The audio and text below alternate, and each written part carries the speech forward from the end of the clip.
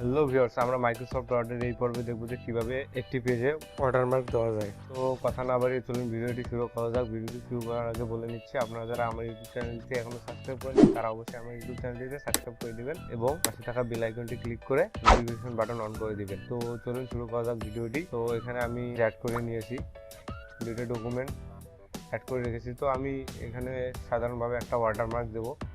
তো এই কাজটি করার জন্য আমাদের প্রথমে যেতে হবে পেজ লেআউটে।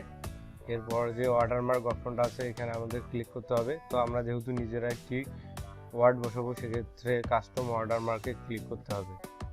দেন এখানে আমরা যদি চাই তো পিকচার ওয়াটারমার্ক দিতে পারি, টেক্সট ওয়াটারমার্ক দিতে পারি। তো আমি টেক্সট ওয়াটারমার্কটা সিলেক্ট করলাম। এখান থেকে আমি ফন্টটা দিয়ে নিব আগে। তো ইংরেজি ফন্ট যেহেতু টাইমস নিউ মানে এই ফন্টটা বেশ, তো আমি এই ফন্টটা দিয়ে নিব।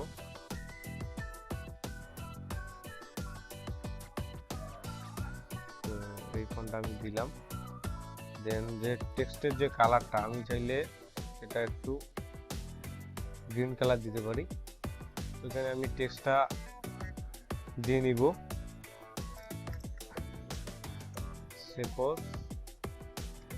প্রযুক্তি।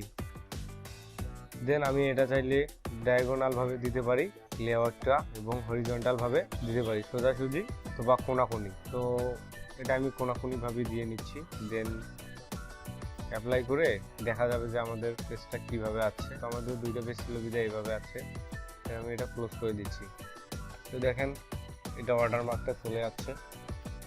তো এই ছিল ভিডিওটি যদি ভালো লাগে তো অবশ্যই আমার চ্যানেলটিতে একটি লাইক, কমেন্ট অ্যান্ড সাবস্ক্রাইব করে দিবেন।